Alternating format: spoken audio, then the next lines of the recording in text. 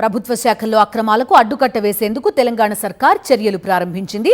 త్వరలోనే అన్ని శాఖల్లో ఫోరెన్సిక్ ఆడిట్ జరపాలని నిర్ణయించింది.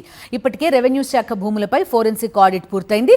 ప్రస్తుతం ఆసరా పెన్షన్లపై ఆడిట్ జరుగుతోంది. ఫోరెన్సిక్ ఆడిట్ నిర్వహించడం ద్వారా రెవెన్యూ లాస్ అవ్వకుండా అడ్డుకోవచ్చని అధికార వర్గాలు చెబుతున్నాయి. ఫోరెన్సిక్ ఆడిటింగ్ ఎలా జరుగుతుందో చూద్దాం.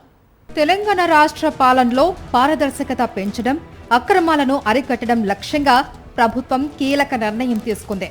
త్వరలో అన్ని ప్రభుత్వ శాఖల్లో ఫోరెన్సిక్ ఆడిట్ నిర్వహించాలి అని నిర్ణయించింది. ఇప్పటికే రెవెన్యూ భూములపై ఫోరెన్సిక్ ఆడిట్ చేపట్టిన ప్రభుత్వం ప్రస్తుతం ఆసరా పెన్షన్లపైన సమగ్ర పరిశీలన కొనసాగిస్తున్నట్లు అధికారులు తెలిపారు.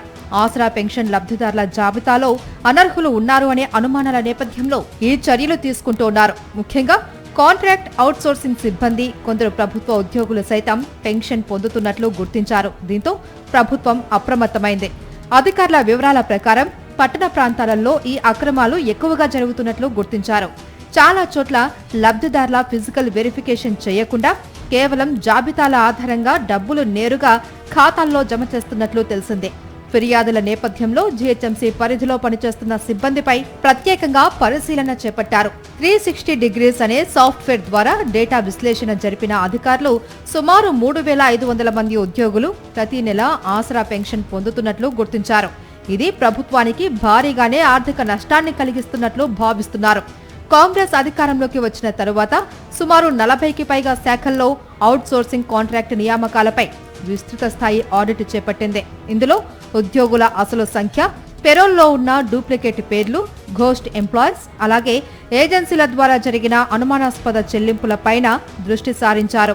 పంచాయతీరాజ్, మున్సిపల్, విద్య, ఆరోగ్య, రెవెన్యూ, ఇరిగేషన్, విద్యుత్ సంస్థలు, సంక్షేమ శాఖలు వంటి కీలక విభాగాల్లో ఈ పరిశీలనలు కొనసాగుతున్నాయి. ప్రభుత్వ కార్పొరేషన్లు, పబ్లిక్ సెక్టార్ యూనిట్లలో ఇదే విధానాన్ని అమలు చేస్తున్నారు. ఈ ఆడిట్ పూర్తి స్థాయి ఫోరెన్సిక్ ఆడిట్ కాకపోయినా డేటా ఆధారితంగా ఫోరెన్సిక్ విధానాలకు దగ్గరగా ఉండేలా విచారణగా నిర్వహిస్తున్నట్లు అధికారులు పేర్కొన్నారు. బయోమెట్రిక్ హాజరు, ఆధార్ లింకింగ్, పేరోల్ డేటా విశ్లేషణ వంటి ఆధునిక పద్ధతులను ఉపయోగిస్తున్నారు. ఈ ఆడిట్ల ద్వారా ప్రభుత్వానికి జరిగిన ఆర్థిక నష్టం, వ్యవస్థలో ఉన్న లోపాలను గుర్తించి భవిష్యత్తులో నియామకాలలో సంస్కరణలు తీసుకురావాలి అని ప్రభుత్వం యోచిస్తుంది. అక్రమాలు నిర్ధారణ అయితే బాధ్యులపై కఠిన చర్యలు తీసుకునే అవకాశం ఉంది అని అధికార వర్గాలు తెలిపాయి.